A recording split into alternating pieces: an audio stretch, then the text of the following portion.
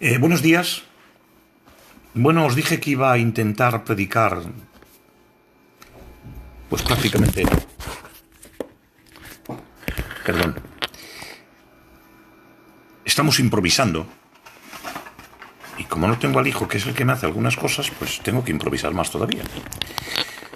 Bueno, os hablé de que íbamos a estar ministrando, pues frecuentemente, una palabrita para ayuda de aquellos que quieren escuchar, ¿vale?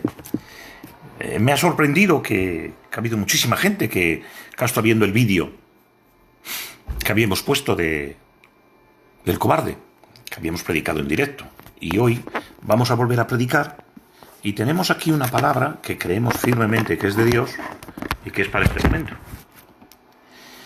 La palabra en cuestión se titula el discernimiento, o sea, discernir quién está detrás de cada asunto. También se puede decir que es el discernimiento de espíritus. Y en el libro de 1 de Corintios, capítulo 12, se habla de los 9 dones y entre ellos, uno de ellos es precisamente discernimiento de espíritus. Es decir, saber quién está detrás de la persona o del movimiento que está ocurriendo. Pues bien, para empezar vamos a leer un pasaje en 1 de Samuel, capítulo 26, versos 8 y 11. O del 8 al 11. 1 de Samuel, capítulo 26, versos del 8 al 11. Entonces dijo Abisai a David: Hoy ha entregado Dios a tu enemigo en tu mano. Ahora pues déjame que le hiera con la lanza y lo enclave en la tierra, y de un solo golpe lo mataré. David respondió a Abisai: No lo mates, porque ¿quién extenderá la mano contra el ungido de Jehová y será inocente? Dijo además David: Vive Jehová, que si Jehová no lo hiere, a su día llegará, para que muera o descienda la batalla, que perezca. Es decir, en una palabra, lo que David decía: líbreme el Señor de tocar al ungido de Jehová, porque ¿quién extenderá su mano contra el ungido de Jehová y el Señor lo tendrá por inocente? Veamos, somos quienes somos. Somos gente sencilla, no hemos ido a ninguna universidad, pero Dios nos ha capacitado con algunos dones. Esto no es orgullo, no.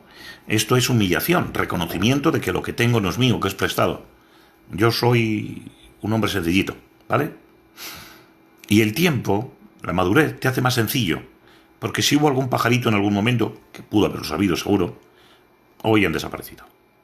Hoy estamos pisando tierra. Lo único que hay en nuestro corazón es el deseo de obedecer a Dios, servirle y estar en su voluntad. Lo demás, creerme, sobra. Bueno, pues hemos leído un pasaje en el que, vamos a ponernos en situación, David está siendo perseguido por su suegro Saúl, porque Saúl se ha llenado de celos. Aparentemente no los tuvo hasta el día que le cantaban: Saúl mató a sus miles y David a 10.000. Eso a Saúl le ofendió y lo mató. Es que es muy peligroso decirle a un hombre de autoridad que uno que está sometido a él tiene más capacidad que él o que Dios lo utiliza más. Por eso tenemos que tener cuidado cuando le decimos a una persona que Dios lo utiliza, porque no solo podemos hacerle daño a él, también podemos hacer daño a los que están escuchando alrededor. No es malo animar a la gente, no es malo decir que Dios te ha usado hoy, pero hazlo con mesura, con cuidado. Que no hace falta tampoco hacerlo tan grande, porque luego vienen los problemas del envanecimiento, de crear envidias con otros que están al lado. Y esto es lo que ocurrió precisamente con Saúl. Cogió envidia y persiguió a David para matarlo. Intervino Jonatán, su hijo, pero daba igual. Le dijesen lo que le dijesen, la envidia estaba por encima de todo y persiguió a David con el fin de matarlo. En una de las ocasiones, era muy tarde, se echaron a dormir y David dice a los suyos: está ahí abajo Saúl. La mayoría está cansada. Si no están dormidos, están muy fatigados. ¿Hay alguien que venga conmigo? Abisai dijo: yo voy contigo. Empezaron a descender. Los centinelas estaban dormidos.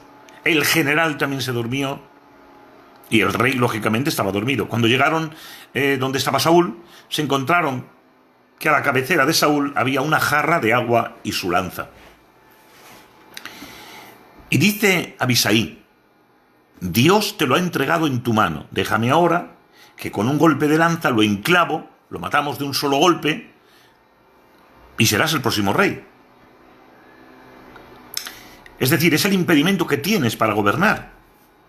Pero David le dijo: no te os ocurra tocarlo. Y líbreme Jehová de tocar al ungido del Señor. Porque ¿quién tocará al ungido de Jehová y el Señor lo tendrá por inocente? David era un hombre muy espiritual. Muy espiritual. David me asombra como guerrero. Su valentía, su fe a la hora de matar al oso, al lobo, al león. A la hora de enfrentarse al gigante Goliat, que él lo llamaba incircunciso. Me asombra, pero lo que más me asombra es la parte espiritual que tenía, que eso le provenía de ser un muchacho o un hombre que estaba en el secreto con Dios, porque él era un cantante adorador, era un poeta, era un cantautor y un poeta. Él era capaz de componer poesías y componer canciones, y eso le llevaba a estar en el secreto con el Señor. Si la hazaña de matar al gigante Goliat fue increíble, no era menos el día que se puso a tocar delante de Saúl, atormentado por un demonio, y tocando y probablemente cantando o tatareando o dando una poesía en medio de la música, el demonio se marchaba y Saúl quedaba lúcido. ¿Qué trato de deciros? Hay un poder humano y un poder espiritual. En David estaban los dos. Gloria al nombre del Señor. Y veréis, me encanta el pasaje y sobre todo me encanta la postura de David, que él podría haber dicho: pues mira, me lo quito de encima. Pero no. Él dijo: las cosas tiene que hacerlas Dios y no yo. Y eso me encanta, de verdad. Porque fue tan espiritual que le dijo a uno de sus soldados, a uno de sus grandes soldados, había 30 soldados valientes y luego había 3 increíbles, todavía mejor que los 30. Yo creo que este sería uno de los 3, o estaba entre los 30. Era otro valentón. Pero veréis, lo gordo del caso es que aunque era un gran guerrero, le faltaba discernimiento. Y él dijo: mira, te lo ha entregado el Señor. Y sin embargo David dice: no. Esto no es cosa de Dios. No. Líbreme el Señor de tocar al ungido de Jehová. Es decir, detrás de lo que tú estás diciendo, que es Dios quien me lo ha entregado, yo creo que es el diablo. Notar la diferencia. El discernimiento es capaz de discernir o de descubrir quién está detrás del asunto. Y aquí, detrás del asunto, no estaba Dios. Mientras Abisai, sin discernimiento, no lo descubrió, David sí que lo descubrió. Por eso hoy decimos desde aquí que tenemos una gran necesidad, pero gran necesidad, de que el discernimiento de Dios fluya en todos sus hijos, pero especialmente en sus ministros. Gloria en nombre del Señor. Porque creyendo que puedes estar haciendo una obra a favor de Dios, puedes ir en contra. Esto es lo que estaba diciendo, lo que está diciendo la Biblia. Que Abisai creía que defendía a Dios y sin embargo, señores, David tiene que corregirle y decirle: no. Detrás de esto no está Dios. Por eso líbreme el Señor de tocar al ungido de Jehová. Que muera cualquier día y que muera como quiera. Y si alguien tiene que matarlo, que sea el Señor. Yo no. Esto tiene 2 sentidos. El primero, espiritual, saber que irías en contra de Dios. El segundo es el sometimiento. Y diréis vosotros: pero bueno, ¿cómo se va a someter a un hombre que está en pecado? Porque Saúl estaba en pecado. Es complicado, pero tengo que deciros que cualquier día hablaremos de esto, del sometimiento. Obedecer a Dios significa obedecer a la autoridad espiritual que Dios ha puesto delante de ti. Y si no está en un buen estado, deja que sea Dios quien intervenga, pero tú no quieras matarlo por detrás. No critiques lo que tiene, o por lo menos no es que no lo critiques, sino porque la palabra criticar no es mala. No. Criticar es evaluar una cosa diciendo lo bueno y lo malo. Pero cuando alguien, en lugar de decir lo bueno y lo malo, dice lo malo y lo exagera un poquito, es detracción, es murmuración. Eso sí es malo, eso sí es peligroso. Y quieras o no, pues todos lo hemos hecho alguna vez. Por eso el aviso de hoy es: vamos a cuidarnos. Y vamos a intentar no detractar a nadie, porque eso nos perjudica un montón. Gloria el nombre del Señor. Bueno, en la misma línea que estamos hablando, quiero hablaros de un pasaje bastante importante. Un día, Josué ve a 70 ancianos que están profetizando. Y él se incomoda.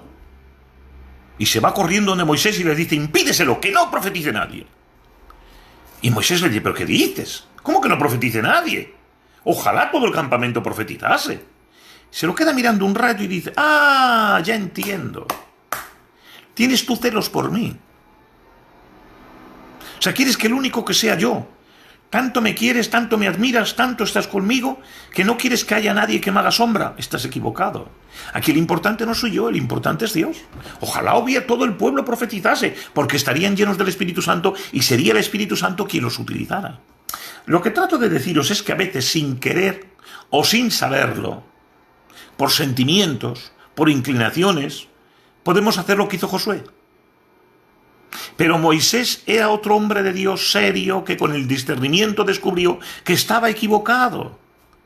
Gloria al nombre del Señor. Ahora contaré una historia muy seria. Un día el Señor Jesucristo va con los discípulos en una barca. Es muy importante saber que va a Gadaria, donde hay varios poseídos. Uno de ellos se le preguntó y el endemoniado dijo que tenía 6.000, porque dijo legión. Eso lo dice en el libro de Marcos, capítulo 4. Veamos. La palabra legión es un lenguaje romano.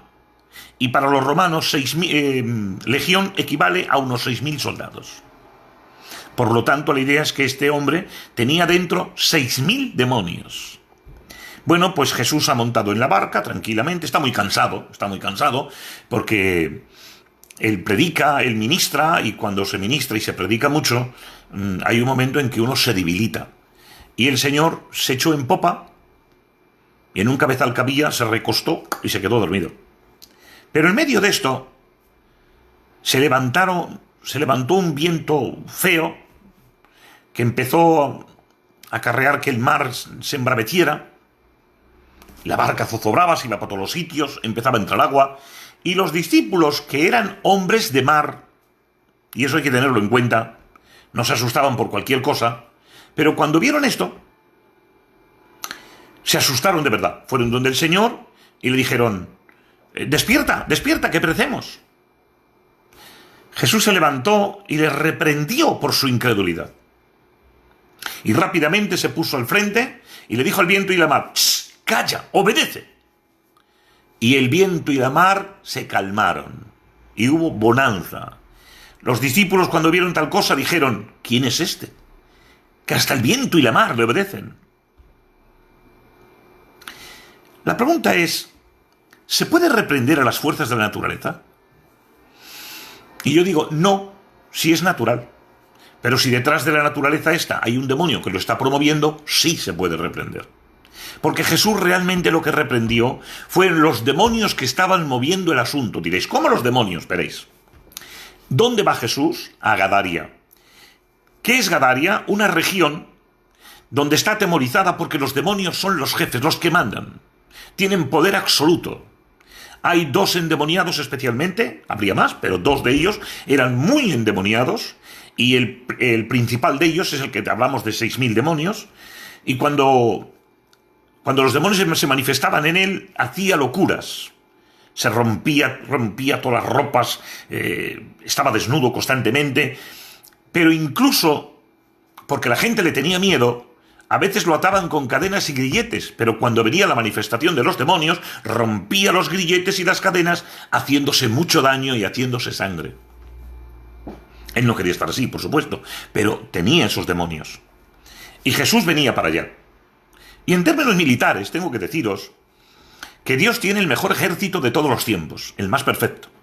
Y Satanás, que es el gran imitador, se ha hecho también un ejército, en el que tiene principados, potestades, gobernadores de las tinieblas, huestes de maldad. Algunos historiadores, algunos teólogos han llegado a decir que podría haber 9 tipos de demonios. Yo no sé cuántos hay, pero sí hay un puñado grande. Entre ellos, pues claro que podría haber 9.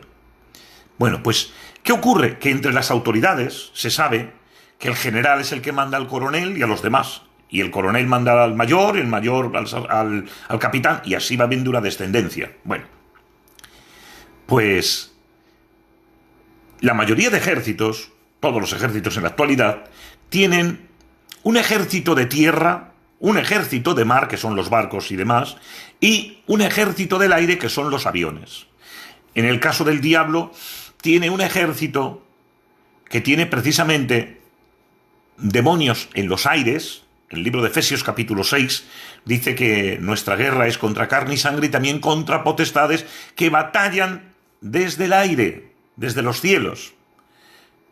Tenemos que decir que hay 3 cielos: el cielo atmosférico que vemos, las nubes, un segundo cielo que está detrás, que son los planetas, donde viven los demonios, y un tercer cielo donde viven los ángeles de Dios. Y por supuesto, en el tercer cielo hay un monte muy alto, donde Dios tiene su trono y donde reina el Señor. Gloria al nombre del Señor. Bueno, pues también el diablo, además de tener esos demonios en el aire, también tiene demonios en las profundidades del mar. Porque tengo que deciros que se cree que el Seol tiene unas puertas. Y las puertas del Seol se cree que están precisamente en las profundidades de los mares. Las grandes profundidades, la Biblia habla de uno de ellos como el pozo. Las grandes puertas están precisamente en los sitios muy hondos, muy profundos. Y los mares consiguen tener las mayores profundidades que existen. Bueno, pues precisamente en el Triángulo de las Bermudas hay una parte que es la fosa de Puerto Rico, creo que es, que tiene aproximadamente unos 12.000 metros de profundidad. Es decir, el pico más alto del mundo, creo que es el Himalaya, con unos 9.000 aproximadamente, si se invierte y se mete, no llega al fondo. Hay más profundidad. Tengo que deciros que el dedo de Dios entra, toca abajo y todavía se ve medio dedo. Le sobra medio dedo. Porque Dios es diferente. Gloria a nuestro Dios. Bueno. Por lo tanto, hay demonios en regiones celestes, hay demonios en los mares, y por supuesto hay demonios en la tierra, que son los que están luchando contra nosotros constantemente, los que nos tiran dardos, los que poseen y atormentan a algunas personas en la tierra.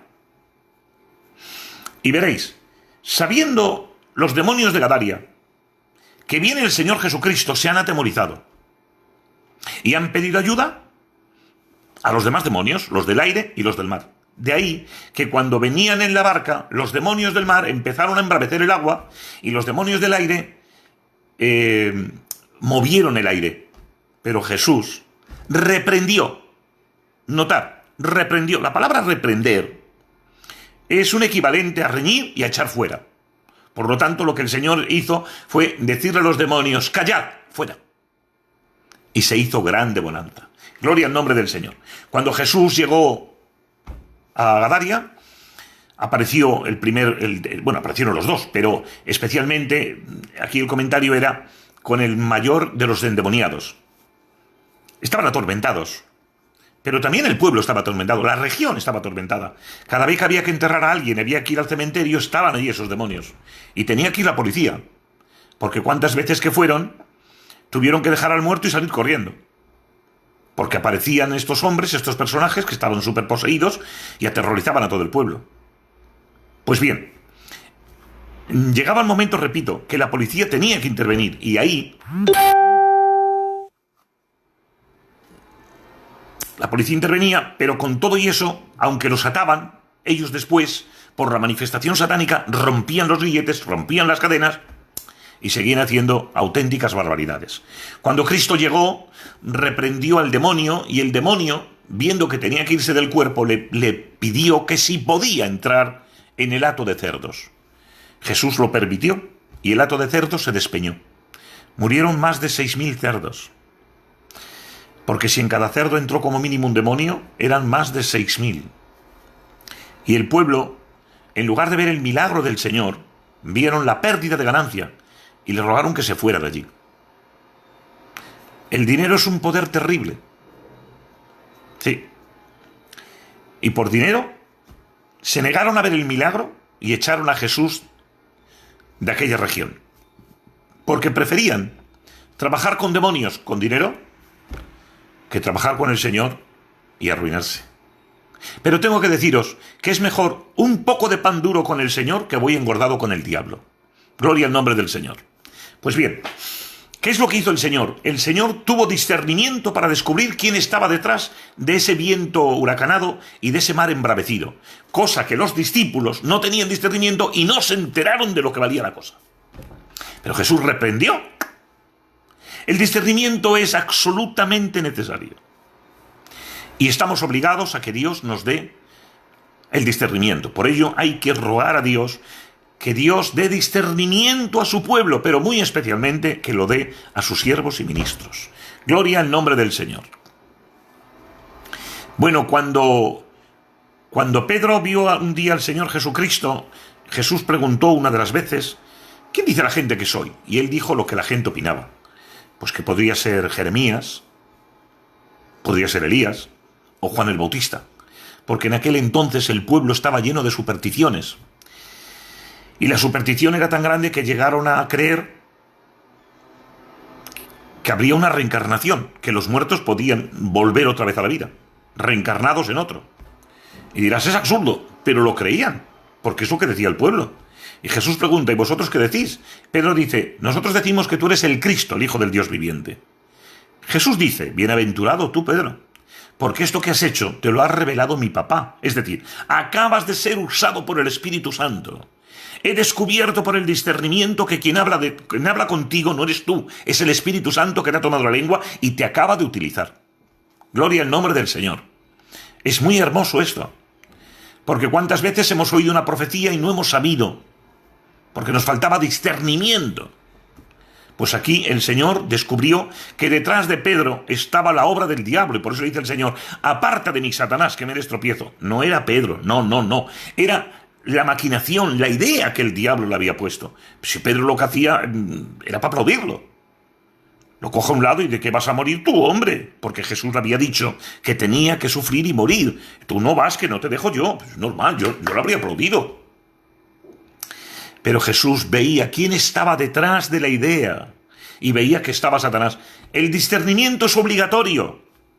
Por eso después intentaremos hacer una oración y os ruego, por favor, que oréis para que Dios nos llene de discernimiento de espíritus. Gloria al nombre del Señor. El discernimiento de espíritus no solo discierne el mal, también el bien. Es decir, saber quién está detrás de la persona que está hablando o de un movimiento que está ocurriendo. En días del apóstol Pablo, una muchacha con espíritu de adivinación, es decir, con un demonio, adivinaba. Y salía normalmente todos los días y veía a Pablo y a Silas y decía, estos son verdaderos hombres de Dios. A mí me parece una honra. Pero llegó un día que Pablo se molestó, dio la vuelta y le dijo, sal de ella, déjala. Y el demonio se fue. Por tiempo me pregunté, ¿dónde estaba el problema? No lo veía, pero veréis, os lo voy a contar de otra manera y lo vais a entender. Hace años me invitaron a Venezuela y a Colombia. En la parte de Colombia iba a un lugar llamado Cúcuta, donde el hermano José Satirio dos Santos, un apóstol del Señor, tenía, creo que eran 30.000 personas las que había, aunque la capacidad del local era para 8.000, por lo que los domingos creo que era que tenía que hacer 3 o 4 cultos. El lunes era el día especial de ellos, donde ministraban a los obreros y luego se ministraba en el culto. Era un gran día. Bueno, pues a mí me invitaron para ese día. Fue un privilegio hermosísimo. Yo estaba allí como responsable de una de las iglesias de España, una de las zonas de España, de Asturias, León, Zamora y Salamanca con provincias, y al llegar allí, pues me habían dicho que venía un apóstol de España. A mí me pareció demasiado fuerte, porque en España la palabra apóstol pues sonaba y suena mal, pero es una equivocación, porque es un servicio, no es otra cosa, con mayor responsabilidad, pero al fin y al cabo es un servicio. Bueno, el caso es que cuando llegamos allí, ministramos para los ministerios No nos dio tiempo a nada porque estuvimos 5 minutos con el hermano José Satirio y nos invitó a predicar. Cuando predicamos, nos usó el Señor poderosísimamente. Cuando acabé, el hermano pasó y dijo, tengo que entrar a hablar porque tenéis que saber que el hermano acaba de llegar. Hemos estado 5 minutos tomando un café. No sé nada de él, pero tengo que decir que todo lo que ha dicho ha sido el Señor porque ni adrede podría haberlo dicho también. Ha contado todo lo que está pasando aquí. Eso nos animó. Bueno, más tarde teníamos la reunión con toda la congregación. Estaba lleno. Y en medio de la congregación, a mí los demonios me habían venido atacando durante muchos días diciéndome que me iban a matar, y sobre todo que me iban a secuestrar. Cosa que en Colombia era muy razonable. Es más, aquel día que íbamos de camino de Venezuela a Cúcuta, que son frontera, en el camino se puso la radio y decían, hay, mientras me acuerdo, 170 personas que han sido secuestradas. De ellas, 100 son pastores evangélicos. Y rápidamente me venía un dardo satánico, el próximo eres tú, te estamos esperando. Pero a mí aquello no me inmutaba, no me daba temor. Lo comenté con los hermanos y me dijeron que ellos estaban muy atribulados porque sentían ese mismo ataque satánico, creían que me iban a raptar y entonces ellos querían volverse para atrás. Y dije, no.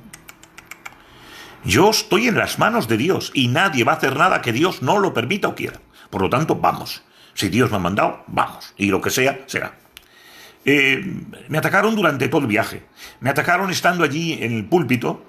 Me mostraban hasta visiones de que los demonios estaban para secuestrarme. Me mostraban incluso guerrilleros con ametralladoras que estaban allí en la puerta. Bueno, y el caso es que cuando me tocaba ministrar, saltó la luz. Luego nos enteramos, al día siguiente, que habían puesto una bomba en uno de los sitios más importantes que había en cuanto a luz se refiere, y más de la mitad de Colombia se quedó sin luz. Fue un ataque satánico, feo, malo. Todos pensaban que yo me iba a atemorizar. Es más, en cuanto ocurrió esto, todo el mundo me empezó a rodear. Me estaban protegiendo. Los ministerios, los líderes, todos a protegerme. Pero ellos creían que yo me iba a achicar, todo lo contrario. Cogí el micro, que no se oía, al final tuve que dejar el micro, porque no funcionaba, pusieron un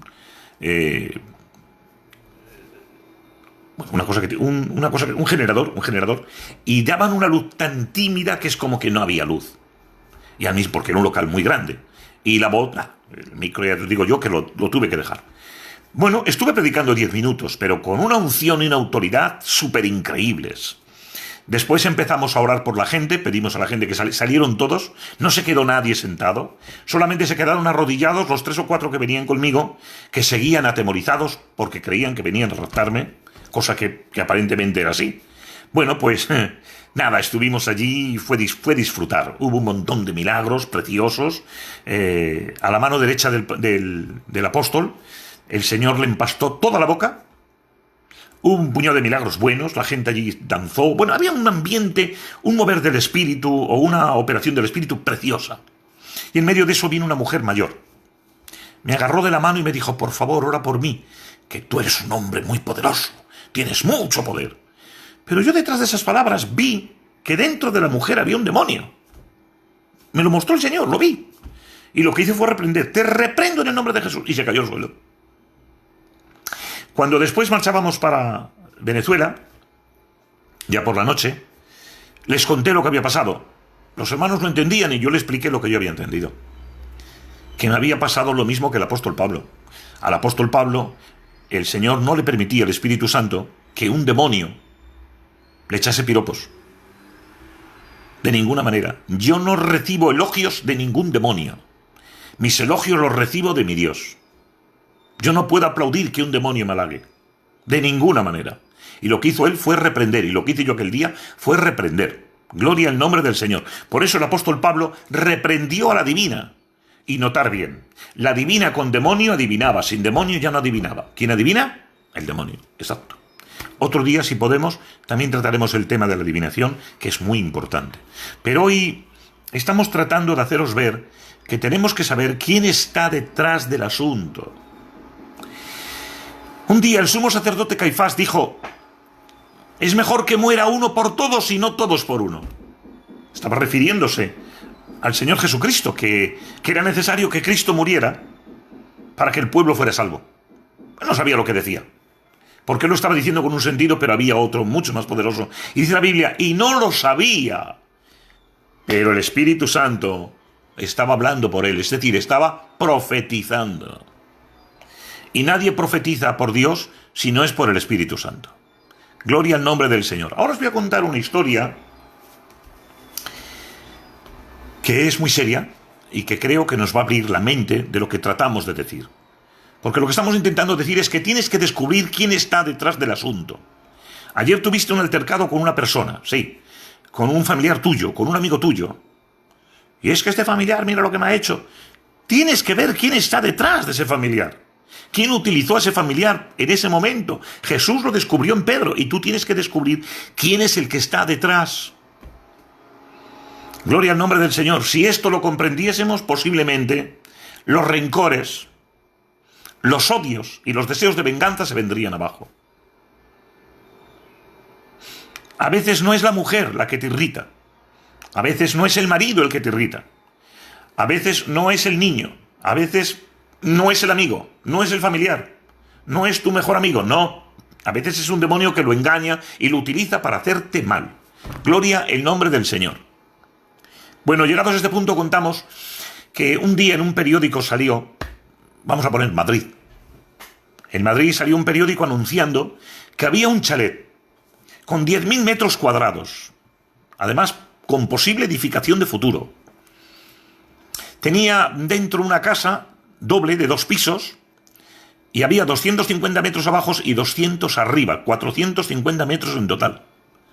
Tenía todo lo que podías pedir. Tenía una cancha de tenis, otra de baloncesto, en fin, tenía lo que pudieras pedir y encima tenía un apartado para rosales, pero también tenía mucha fruta, árboles frutales, tenía para plantar, es decir, es que era increíble, 10.000 metros cuadrados en el centro mismo de Madrid. Y vamos a poner una calle, pues, de las más importantes, que sería la calle Salamanca. Bueno, pues allí es donde se ofrecía valor de dicho inmueble. 10 millones de euros. Un matrimonio joven que lo leyó dijo: esto está equivocado, no puede ser. Esto vale 300 millones. Va a ser 10 millones de euros. Pero al día siguiente volvieron a leer el mismo periódico que salía y volvieron a anunciarlo. Tanto fue así que, inquietos, llamaron al número que ponían y preguntaron: oiga, ¿es verdad que venden ustedes un chalet con mucha finca, con posibilidades de edificar en un futuro, con 10.000 metros de terreno, con 450 metros de casa, sí, piscina, cancha de tenis, etcétera, por 10 millones de euros? Sí, señor, 10 millones. ¿Podíamos verlo? Por supuesto. La pareja acababa de recibir una herencia, con lo cual eran 9 millones lo que tenían, le faltaba todavía 1 millón de euros. Pero ellos tenían familia y podrían hacerlo. Los dos trabajaban y veían pues algo muy asequible y decían: es que este es el futuro para toda la vida. Si la herencia ha sido buena de 9 millones, esto todavía es mayor. Llegaron allí, vieron la vivienda, vieron todo y se asustaban. Decían: bueno, vamos a ver, ¿esto tiene alguna carga? No tiene ninguna carga, está libre de todo. ¿Pero no hay ninguna condición? Sí, sí. Ah, ¿y qué condiciones son? Sencillas. Primero y número 1. Ustedes no pueden vender esta heredad a nadie que no sea yo. Y si yo muriese, que quede bien claro, no podrían venderla nunca. Bien, nos parece bien, es para nosotros. Nos parece estupendo. Segundo, no pueden edificar nada de lo que ya está edificado. Es decir, no podrán hacer ninguna otra vivienda ni nada que se antoje. No puede ser lo que hay. 450 metros, nos parece requete bien. Tercera, en medio del salón hay una columna. En la columna hay un clavo. El clavo es mío y me pertenece. Les vendo todo menos el clavo. La pareja se miró. ¿Nos parece bien? Más tarde decía la pareja, pero este está loco. Este es un loco esquizofrénico. Es una tontería lo que dice. Que tiene un clavo. Un clavo. Que se quede con el clavo. Bueno, llegó el momento e hicieron todo. Traspapelaron todo. Ellos pidieron el millón. Se empeñaron. Otras cosas, otro dinero se lo dejaron. Total, que al final compraron el terreno, compraron la vivienda, estaban ilusionados, pensaban, 450 metros. 10 millones, 10.000 metros cuadrados, por 10 millones de euros. Y en el centro mismo de Madrid. Esto es una locura. Ahora sí que nos ha tocado la lotería. Pero está loco el tío, ¿eh? Sí, está loco, está como un cencerro. Bueno, las 2 primeras semanas fueron maravillosas. Hacia las 3 semanas, 4, llamó a la puerta el paisano, el antiguo dueño, y dijo que venía a ver el clavo. Ellos, sonriendo, le dejaron ver el clavo, y al mismo tiempo, en la ironía de lo que estaba ocurriendo, le trajeron una silla, le dijeron que se quería un cafetín, pero no, él dijo, no, solamente es un momento. Vio el cuadro un ratito, bueno, marcho, adiós. Decía el matrimonio, pero loco de atar, ¿eh? Que viene a ver el clavo. Bueno, será algo sentimental. Y lo dejaron pasar. Al mes aproximadamente, un mes y medio, vuelve a aparecer el paisano con un cuadro feísimo, que venía a poner el cuadro en el clavo. Pero hombre, ¿cómo va a poner ese cuadro tan feo? El clavo es mío, yo puedo poner lo que quiera en el clavo. Bueno, póngalo. Pero 2 meses más tarde, apareció con un animal muerto, atado con una cuerda a una pata del animal. Y dijo que venía a ponerlo en el clavo de la pared, o de la columna. Y ellos decían, ¿cómo va a poner usted no puede poner un animal muerto, hombre? Solamente el olor será insoportable, y además, que nos podemos infestar y nos podemos morir. El antiguo dueño decía, el clavo es mío. Recuerden que está escrito y tengo aquí esto. No le pueden vender a nadie la finca, no. No pueden hacer ninguna otra ampliación de la casa ni en ningún otro lugar. Y tampoco pueden vendérselo a nadie. Y sobre todo, tengo un clavo que me pertenece. Pues póngalo. Vosotros imaginaros, a los 3 días, a los 5 días, a la semana, era insoportable. El olor que había allí no había quien lo aguantara, y el matrimonio, después de darle muchas vueltas, dijo, este hombre se guardó unas en la manga y ahora se ha arrepentido y quiere su finca. Bueno, pues tenemos que devolvérsela, porque así no podemos vivir. Y como no podemos venderla, no podemos edificar en otro sitio, tenemos que devolvérsela.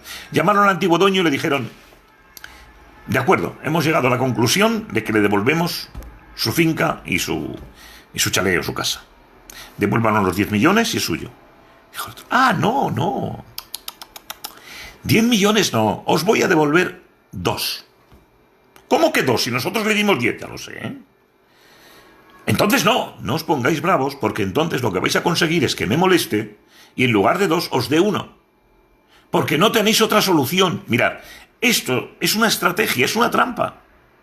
Estaba todo previsto ya. Y no podéis aguantar, porque el olor de este animal no os va a dejar dormir ni comer, pero además corréis peligro de infectaros y moriros. Después de pensarlo un rato el matrimonio, dijeron que sí, que habían caído en una trampa y no se habían dado cuenta. Conclusión, tuvieron que devolverle el chalet o la finca y solo recibieron 2 millones, es decir, perdieron 8 millones de euros en una compra, una estafa que le habían hecho. Es la verdad, era una estafa. Bien, lo que tratamos de deciros es que un clavo pequeño, en 10.000 metros cuadrados, para verlo hay que coger un telescopio. Pues ese clavo arruinó su vida. Un solo clavo y les quitó su herencia que tenían y toda la riqueza que tenían. Y lo que trato de decirte es que como dejes al diablo poner un clavo en tu vida, se te acabó. Con el diablo hazme caso. Nada de nada. pero nada de nada de nada. Porque el día que le dejes un poquito, el día que le des terreno, el día que hagas una trastada con él, pondrá un clavo. Y cuando te descuides, le vas a pertenecer completamente. Porque la tierra que eres tú, el terreno que eres tú, fuiste comprado por el Señor Jesucristo. Pero como le permitas al diablo un clavo, perdonad que insista, un clavo pequeñito en 10.000 metros cuadrados, y le buscó la ruina. Lo que trato de deciros es que como le deis lugar al diablo en lo poco, acabará siéndolo mucho. Os recuerdo que la Biblia habla y dice: cazadnos las torras pequeñas, porque son las que echan a perder las vides. No empieza todo a lo grande. A veces las cosas empiezan por lo pequeñito, por lo poquito. Pero es que ese poquito te va a llevar a más, y a más, y a más. Y como le des confianza al diablo, lo siento. Gloria al nombre del Señor. Bueno, quisiera hablaros de algo rápido, porque hoy pretendo hacerlo más corto. El otro día creo que me pasé, estuve cerca de 1 hora y no quiero estar tanto, ¿vale? Yo quisiera hablaros hoy de algo muy importante, como es la música. La música tiene que examinarse. No se puede cantar cualquier tipo de música, porque tengo que deciros que hay música que es de Dios, por supuesto. Música que la estás oyendo y te está rompiendo el alma, te está quebrantando y te está llenando de paz, de fuerzas, de ánimo, de fe y de todo. Pero hay otra música que es un disparate, porque no nace del corazón de Dios, no nace del cielo, no nace de un verdadero cristiano. Para que me entendáis, Shakira, por ejemplo, es una mujer que se ha vendido al diablo y le canta directamente al diablo y canta en contra de Dios. Le canta a un dios de África, a un ídolo, que es el diablo, por supuesto, disfrazado, y le canta, no recuerdo, no era Sangó, es otro nombre parecido, al Waku Waku, creo que se llama, y a este demonio ella lo honra y lo engrandece, mientras que en otra canción dice que Dios hizo la creación en 6 días y que luego se fue a pasear, que se quedó descansando y que no quiso saber nada de la creación. Y eso es ofensivo, porque Dios la creación la ha hecho y sigue proveyendo para la creación. Dios ha puesto en la creación algo que se llama conservación. Es decir, los órganos vivos que Dios ha creado los ha capacitado para que puedan reproducirse por sí solos. Y aun sin la presencia de Dios siguen funcionando. Por ejemplo, la tierra necesita el sol. Pues el sol sale todos los días y le da a la tierra. Dios le dice todos los días al sol, tienes que salir. No, dio una orden para siempre, eterna. Pero es ese sol el que le da al agua del mar. Por el calor se evapora, sube para el cielo, se condensa, se forman nubes y en ciertas temperaturas descarga el agua. Notar que qué gloria. Porque el agua que descarga, que tenía que ser salada, es dulce, buena y sana. Y además libera y trae oxígeno. Dios lo hace todo bien. Gloria al nombre del Señor. Pero el diablo no. Veréis, un día Moisés, por el Espíritu, fue llamado a que subiera al monte para hablar con el Señor, a recibir los 10 mandamientos. Detrás de él fue Josué. Pero llegó un momento que Moisés le dijo, quédate aquí, porque no podía subir al pináculo, arriba del todo, ahí no podía subir. Pero estaba muy cerca de arriba, porque él, en cierto momento, dice que cree, por el ruido, que hay sonido de guerra. Gloria al nombre del Señor. Y es porque estaba lejos y no podía oír bien, distorsionaba las palabras. Por la altura que había, porque estaban muy lejos. Bueno, pues en esa altura, aquí yo donde me quiero parar, Moisés hablando con el Señor, le dice Dios, baja, porque tu pueblo se ha contaminado. Han hecho un becerro y están haciendo una fiesta para él.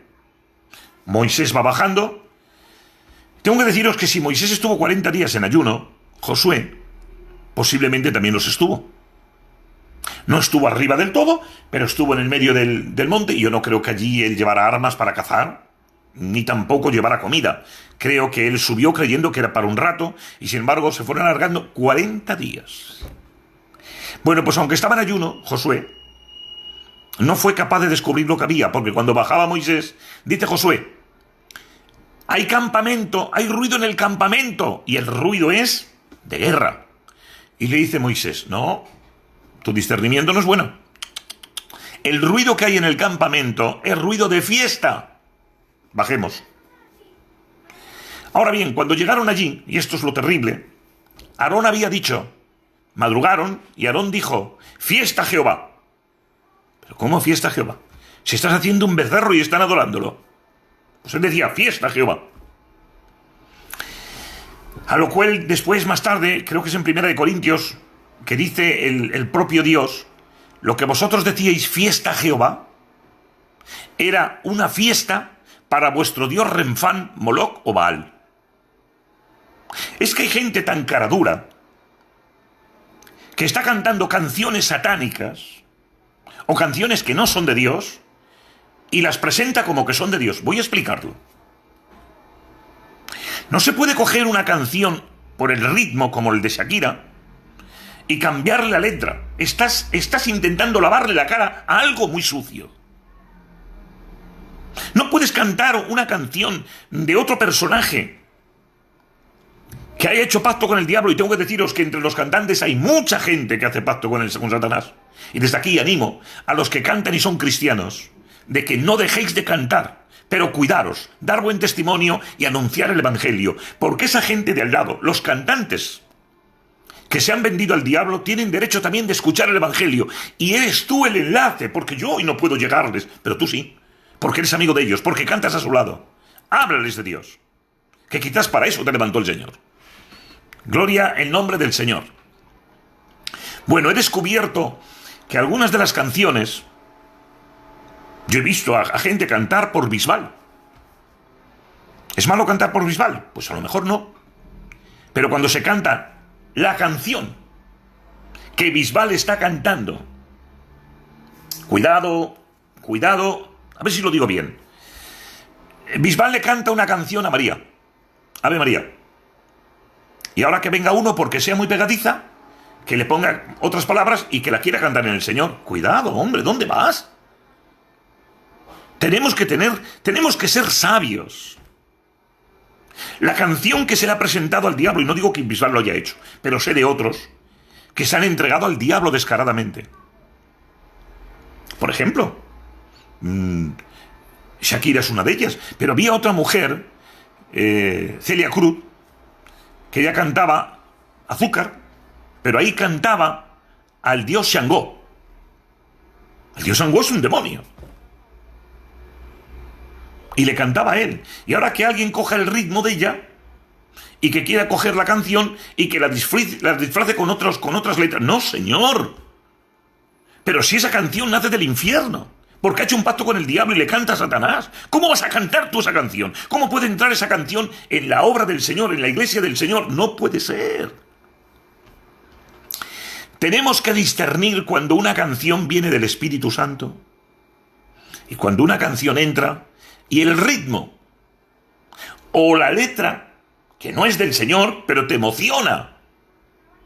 ¿Sabéis cuántas canciones hemos escuchado y a cuántas no le hemos prestado atención a lo que decía la canción?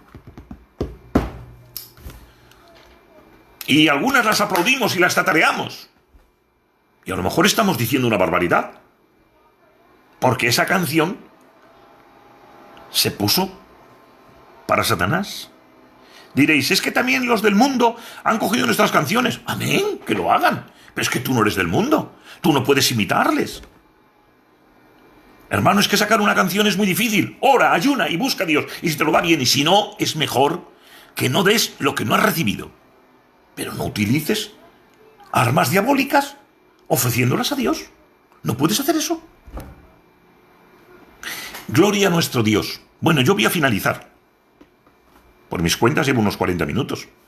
La pretensión de este mensaje es ayudarte y entender que es necesario el discernimiento, que tenemos que ser sabios para ver cuándo es Dios y cuándo no es Dios.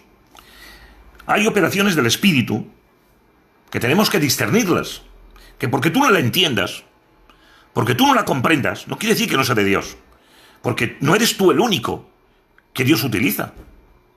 Además, tengo que decir de paso, que viene de paso, los hombres de Dios que se mueven en las operaciones del Espíritu, el 95% son profetas y evangelistas. Son gente del Espíritu. Pero luego hay otra gente dentro del pueblo, otros creyentes, otros ministerios, que son de lógica y razón. ¿Que son de Dios? Claro que son de Dios. Pero tú no debes de decir que porque yo eso no lo entiendo o porque no funciona conmigo, no es de Dios. No te atrevas a tal cosa. Y cuídate, porque creyendo que defiendes a Dios, puedes estar peleando contra Él. Que no entiendes por qué ocurren muchas cosas. Yo te voy a hacer una pregunta.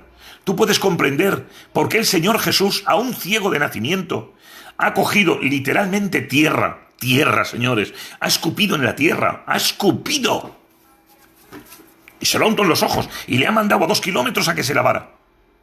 Eso no hay quien lo comprenda. ¿Que por qué lo hizo Dios? Posiblemente porque estaba probando su fe. Posiblemente. ¿Pero por qué lo hacía el Señor? Porque es un mover del Espíritu, una operación del Espíritu. Y en Primera de Corintios, capítulo 12, se habla de esto. ¡Ay, es que eso es un detalle! ¿Cómo que es un detalle? ¡Alto! ¿Acaso el Señor no usaba al apóstol Pedro con su sombra? ¿Que la gente venía, pasaba la sombra de Pedro y se sanaban? ¿Acaso con Pablo no usaba los pañuelos y sudarios y la gente también se sanaba? Y si vas al Antiguo Testamento, verías que Dios también lo hacía. Porque os recuerdo que todo lo que hizo Dios con Moisés fue con una vara. Para todos empleó una vara. En los tiempos de Josué fue con el arca. En los tiempos de Elías y Eliseo fue con un manto. ¿Qué trato de deciros? Cuidado, no os opongáis al mover del Espíritu. Algunos dicen que las profecías que se dan son muy livianas. Es cierto, hay profecías livianas.